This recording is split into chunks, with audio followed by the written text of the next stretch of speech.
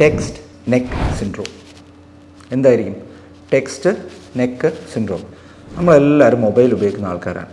Okay, നമ്മൾ കുറേ നേരം ഇൻസ്റ്റാഗ്രാമിലായാലും എന്തെങ്കിലും വേറെ എന്തെങ്കിലും സോഷ്യൽ മീഡിയ ആയാലും കുനിഞ്ഞിങ്ങനെ സമയം പോകുന്ന അറിയത്ത് കൂടിയില്ല. എന്തുപറ്റി? പോസ്ചർ കറക്റ്റ് ആവാതെ നമ്മളിങ്ങനെ കുനിഞ്ഞിരുന്ന് നോക്കുമ്പോഴത്തേക്ക് നമ്മുടെ നെക്കിന് സ്റ്റിഫ്നെസ് വരും, അല്ലെങ്കിൽ ആ മസിൽ സ്പാസത്തിലേക്ക് പോകും. സ്പാസത്തിലേക്ക് പോകുമ്പോൾ അവിടെ പെയിൻ വരും.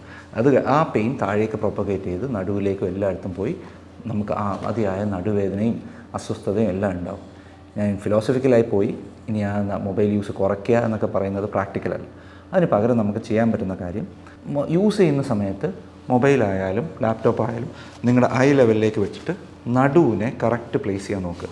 ചെയറിലേക്ക് ഇരിക്കുകയാണെങ്കിൽ ചെയറിലേക്ക് ചേർന്ന് ബാക്കിലേക്ക് ഇരുന്ന് നല്ലപോലെ ഒരു പൊസിഷനിലേക്ക് ഇങ്ങനെ പിടിച്ച് നല്ല അതിനകത്തേക്ക് നോക്കി കണ്ണിൻ്റെ ലെവലിലേക്ക്, അപ്പോൾ കൂടുതൽ കഴുത്ത് താക്കാനും വയ്ക്കാനും വളയ്ക്കാനും ഒന്നും പറ്റാത്ത അവസ്ഥയിൽ ചെയ്യാൻ നോക്കുക.